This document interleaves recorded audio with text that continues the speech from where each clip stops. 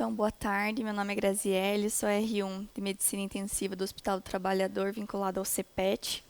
Na aula de hoje a gente vai falar sobre PCR e reanimação cardiopulmonar e cerebral.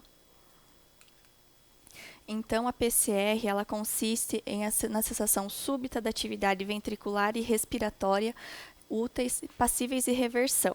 Então, a PCR ela ocorre num paciente sem expectativa de óbito e que não é portador de uma doença intratável ou não esteja numa fase terminal de doença. A tríade da PCR ela consiste em inconsciência, ausência de respiração e também ausência de pulso central, femoral e carotídeo. Primeiramente, eu queria falar sobre a diferença entre a PCR intra-hospitalar e a PCR extra-hospitalar, porque na maioria dos estudos que a gente tem, são feitos no ambiente extra-hospitalar, e a gente tem muita diferença entre o paciente que tem uma PCR dentro de um hospital, dentro da UTI, e do PCR extra-hospitalar. O tipo do paciente é diferente, a condição clínica é totalmente diferente, e isso muda muito a questão da conduta e do que a gente espera na hora da PCR.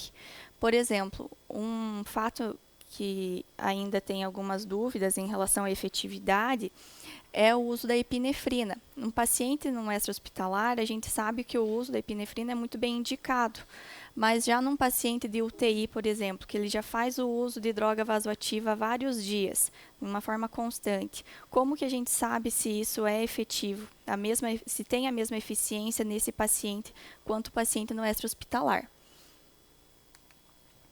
Então, focando mais na PCR intra-hospitalar, dentro do ACLS, a gente tem essas cadeias de sobrevivência. Então, essa aqui é a cadeia de sobrevivência da PCR intra-hospitalar. Primeiramente, o primeiro elo que a gente tem da cadeia de sobrevivência da intra-hospitalar é o quê? O reconhecimento precoce e a prevenção. Porque é muito difícil que um paciente em UTI, principalmente, tenha uma PCR súbita. É um paciente que a gente já vem acompanhando há vários dias, em horas, em alguns casos, e a gente sabe quando esse paciente começa a deteriorar, quando ele começa a ter que ter uma vigilância maior em relação ao nível, né, em toda a relação clínica dele. Então, 70% das PCRs intra-hospitalares, eles já apresentavam sinais de deterioração clínica 12 horas antes do evento. Então, isso é muito importante para a gente ter essa vigilância do nosso paciente grave e saber quando que ele começar a se preparar quando a gente perceber que eventualmente vai acontecer uma PCR. Existem, então, 4 modalidades de PCR. A fibrilação ventricular sem pulso, a ATV, a taquicardia ventricular sem pulso, a assistolia e o AESP. Eu vou falar de cada uma delas em específico para a gente entender melhor como é que funciona. Então, a FV, ela consiste no eletrocardiograma em ondas irregulares, de amplitude e durações variáveis, que não tem uma atividade ventricular efetiva. A FV ela tem uma evolução temporal em 3 fases. Primeiramente, a gente tem a fase elétrica, que são os primeiros 5 minutos da FV, que é o momento em que a gente tem o melhor prognóstico, uma desfibrilação. Segundamente, vai vir a fase hemodinâmica, onde a importância das compressões torácicas são muito relevante, justamente para a manutenção de fluxo cerebral e de fluxo de coronárias. E, por último, a fase metabólica, onde a gente já começa questão de citocinas, radicais livres, que já é uma evolução da PCR, né? Então, a AFV, no ambiente extra-hospitalar, ela é a principal causa de PCR, e já dentro das UTIs, ela é a terceira causa para aproximadamente 5,4% das PCRs que a gente encontra. A segunda modalidade que a gente tem é a ATV sem pulso, que ela consiste, então, na repetição de QRS alargados que não são precedidos por onda P. Ela corresponde a 5% das PCRs intra-hospitalares nas nossas UTIs. A assistolia. Então, na assistolia, a gente tem no eletro a ausência de qualquer atividade elétrica e contrátil.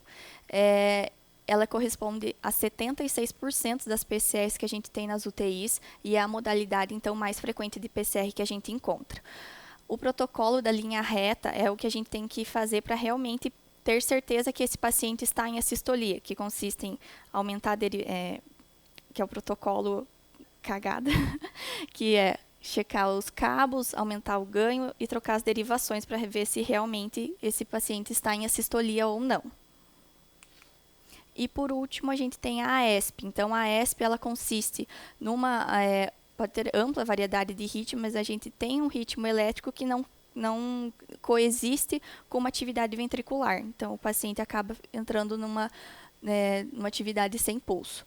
Então, as causas na AESP, a gente tem os 5Hs e os 5Ts, que são as causas potencialmente tratáveis e reversíveis de uma PCR, que a gente tem que se atentar também nos nossos pacientes de UTI.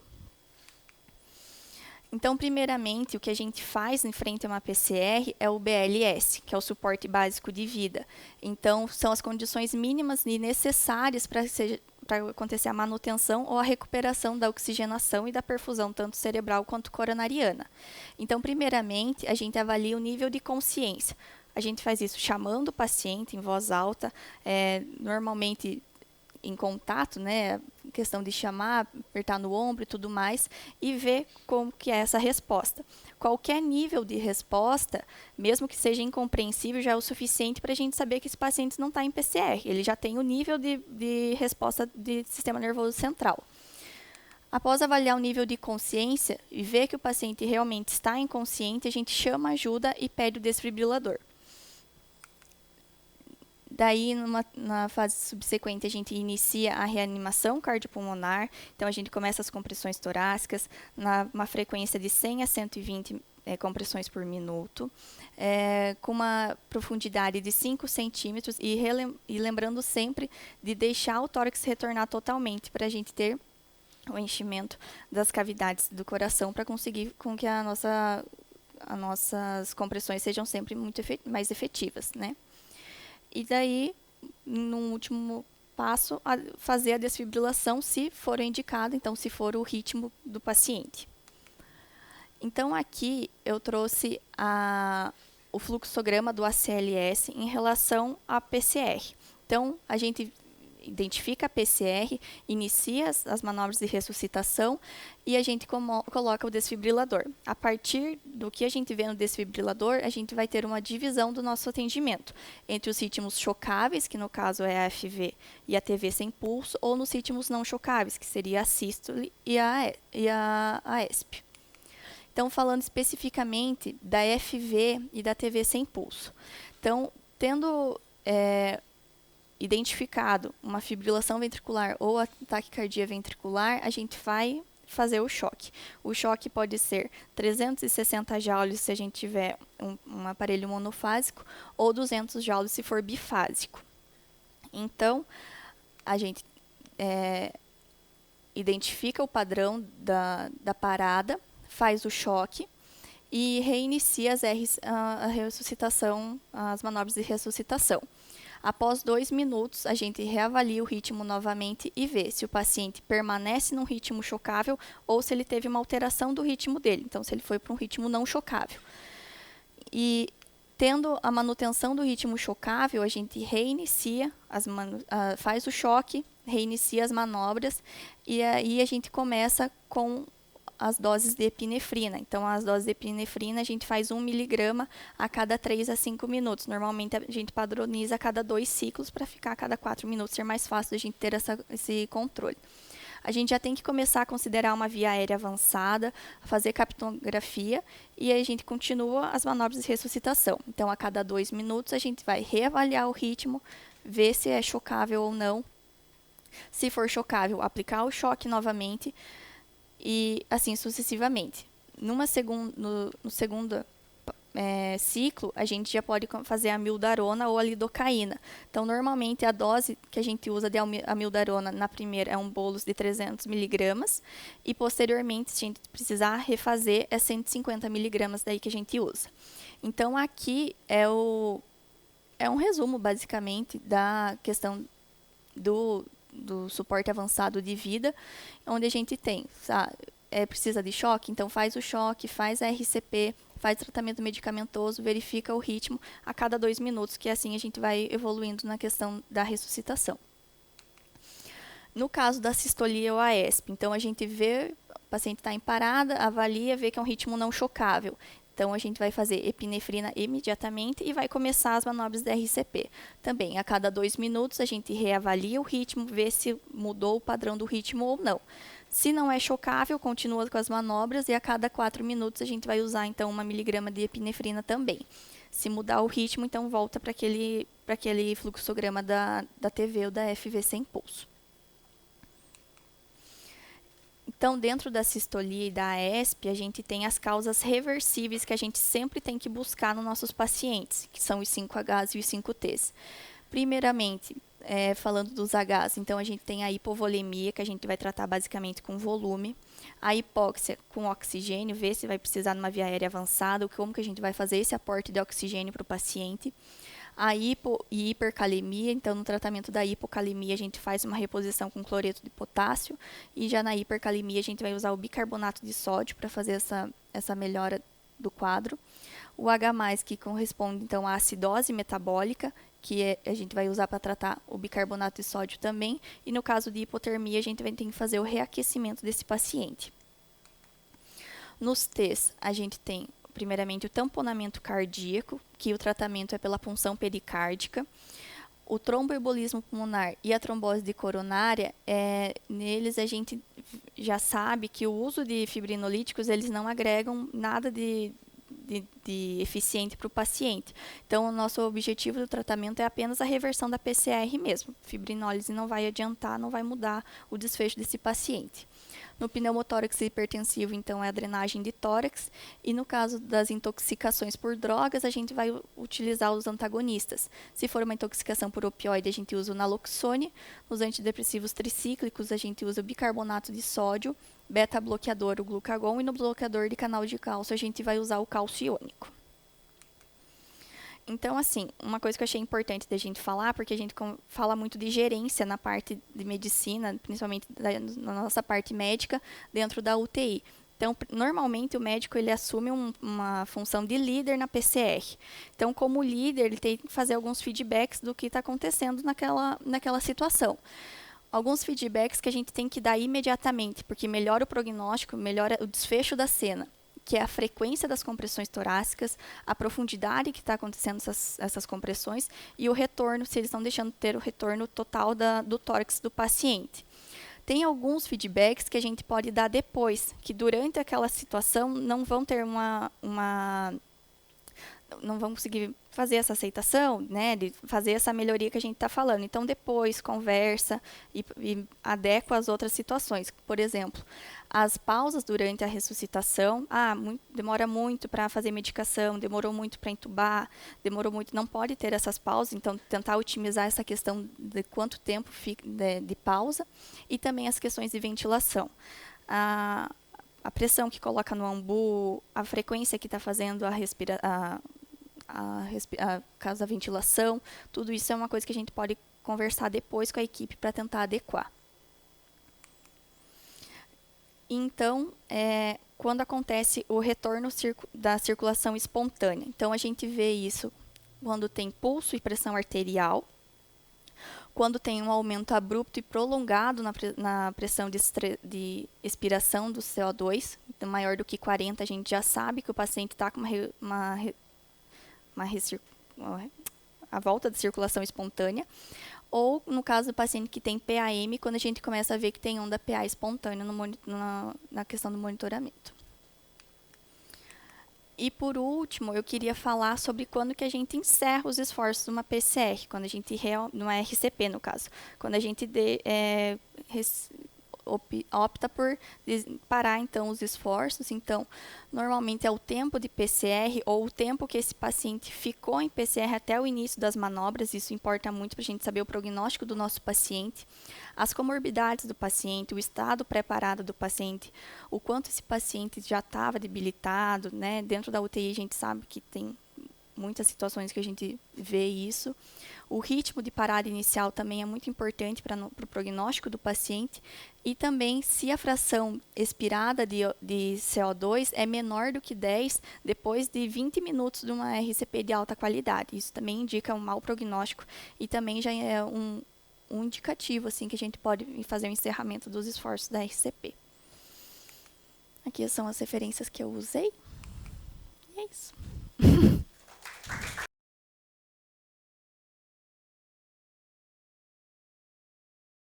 Ali, eles começaram a perceber que se você, depois que você induzia a arritmia, a fibrilação no cão, se você comprimisse o tórax do cão, ele aumentava a chance dele poder sobreviver com um bom nível de consciência depois de ser chocado, de ser reanimado.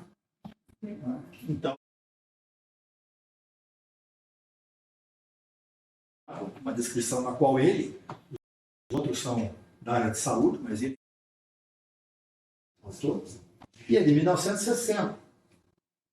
Então tem 62 anos a história da reanimação cardíaca com tórax. E logo depois o Peter Safar fez esse posterzinho dividindo já a reanimação no ABC, o D, o E, o F, o G, o H e o I. Olha que legal. Isso não é de agora, já tem 60 anos. A reanimação básica, se abre via aérea.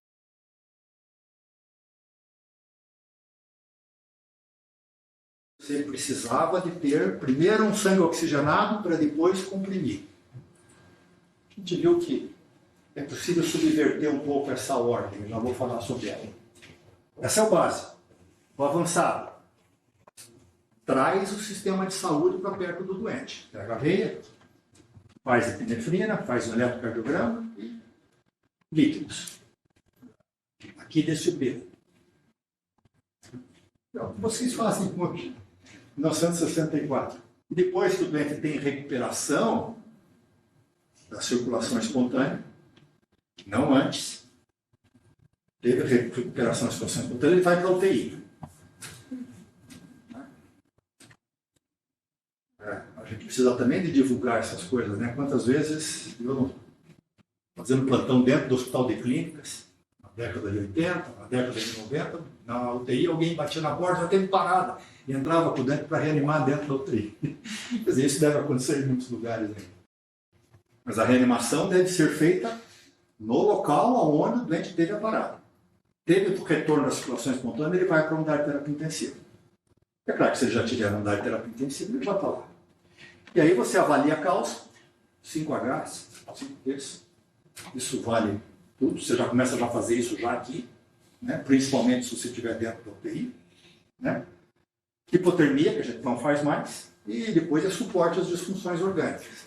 Nós vamos ter a oportunidade de poder daí fazer várias reuniões aqui para poder avaliar, para poder entender quais são fisiologicamente aquilo tudo que acontece depois da reanimação cardiorrespiratória, que o doente tem retorno da circulação, e todo o processo inflamatório, a CIRS, as disfunções e falência de múltiplos órgãos que esses doentes apresentam. Ele vai ter mais disfunção orgânica quanto mais tempo ele ficou em isquemia.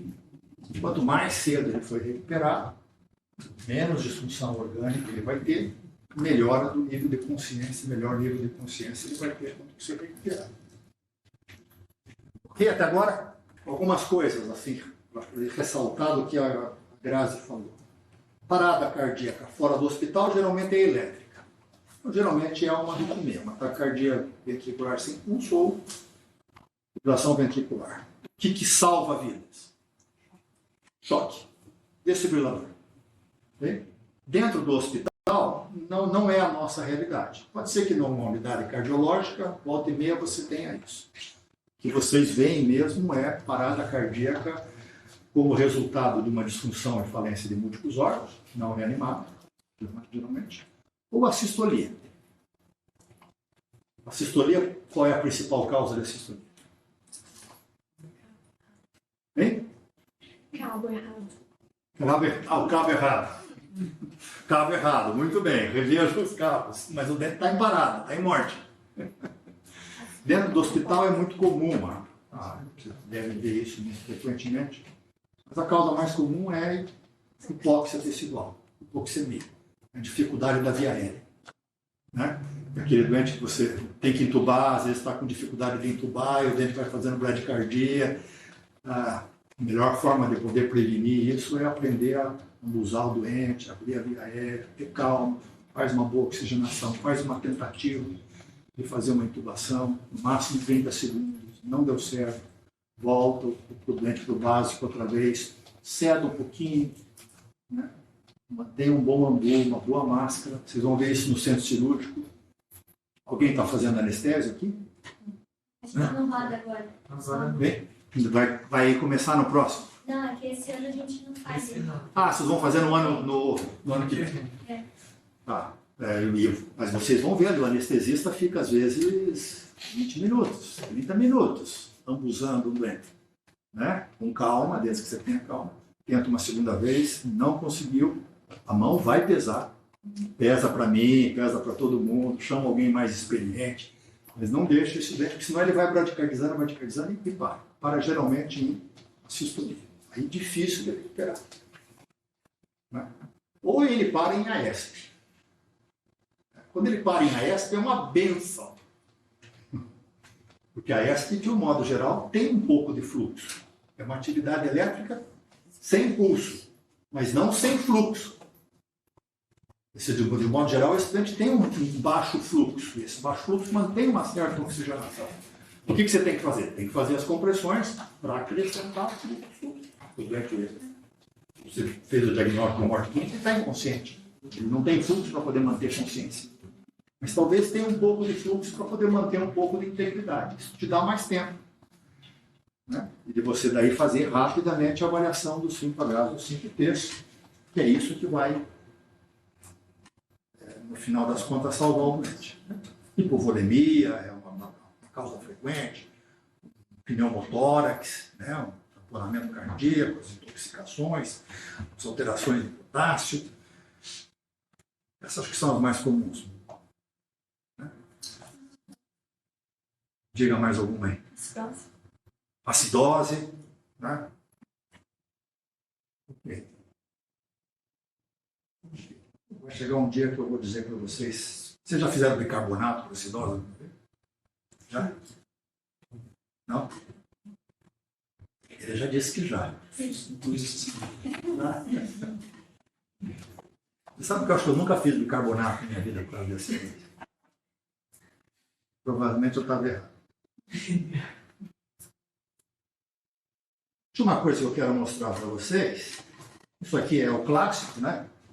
O doente, então, que faz fibrilação, ataque cardíaco ventricular. Quanto mais tempo você leva para poder desfibrilar, menor a sobrevida. Obviamente, você tem uma janela de tempo aí bastante curta, porque esses doentes, de um modo geral, eles estão sem fluxo cerebral. Aquela janela de tempo vale mesmo para esse doente. Né? Doente que faz fibrilação, que faz morte elétrica. São os doentes, de um modo geral, mais estudados, né? Em unidades cardiológicas, que morrem por causa de uma doença cardíaca primária.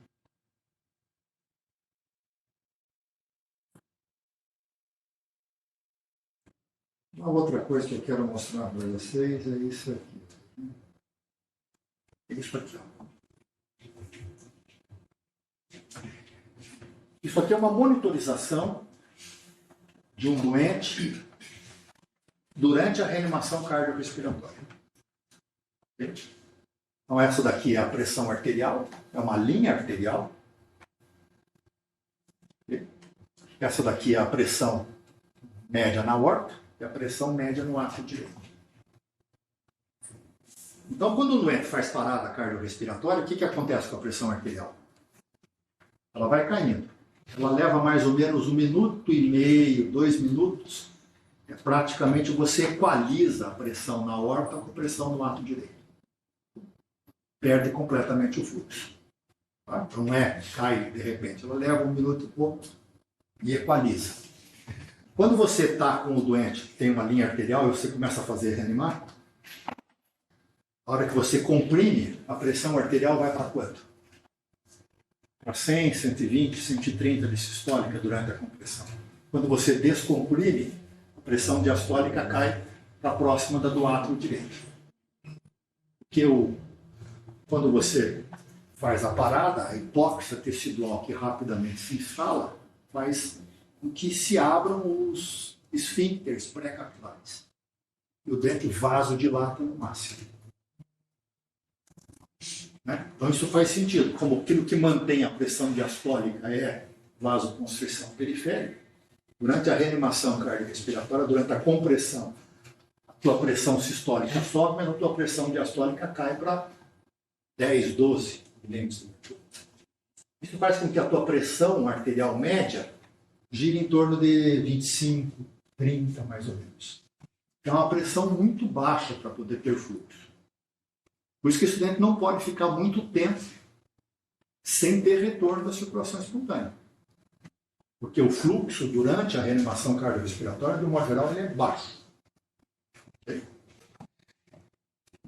Essa daqui é um slide antigo, na época que a gente fazia 15 compressões torácicas e depois as duas respirações, 15 por 2, 15 por 2, hoje é 30, né? Isso apenas para poder mostrar que este período aqui que você fica com o doente respirando e sem fazer compressão torácica, o fluxo das coronárias, o fluxo cerebral cai para próximo de zero. Como a reanimação cardiorrespiratória ele é relativamente pouco eficiente, né? Você pega os 1.000 doentes que você fez a reanimação cardiorrespiratória em parada cardíaca fora do hospital, você vai ter uma média de mais ou menos 7, 8% desses doentes vão ter alta hospitalar. Para cada 1.000, 70 terão alta hospitalar. E desses 70, a grande maior parte deles com sequela neurológica importante. Então, a reanimação cardiorrespiratória, ela não é uma atividade altamente eficiente. Mas vale a pena fazer? Vale a pena fazer, porque você, cada 1.000, se você está salvando 12, 15, com alguma atividade neurológica, você tem que fazer. Mas é preciso de aumentar a quantidade de pessoas que sobrevivam com boa atividade neurológica. E isso está relacionado com manutenção de fluxo durante a compressão torácica.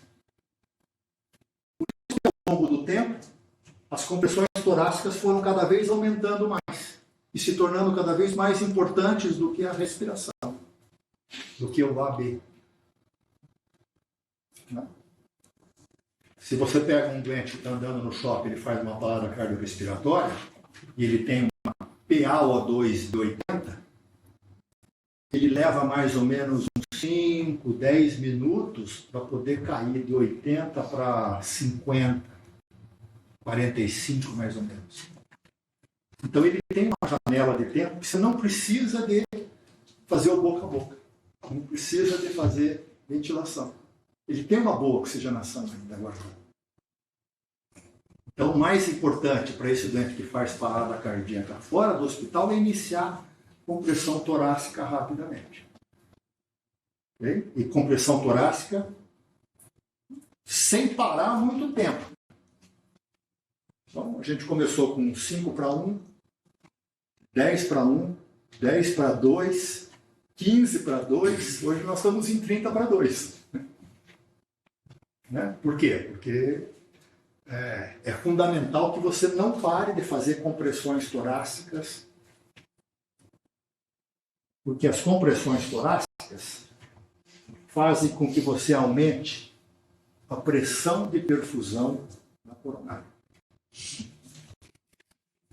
Vários estudos experimentais mostram que se a pressão de perfusão da coronária for abaixo do que 15, a tua chance de ter retorno à espontânea é zero. Se for entre 15 e 25, é de 46%. Se for mais que 25, é de 80%. O que é a pressão de perfusão coronária? Pressão na aorta menos a pressão no ato direito. É isso que faz o sangue circular na coronária. Se o sangue não circula na coronária, não adianta você desfibrilar. O doente não vai ter retorno da circulação espontânea.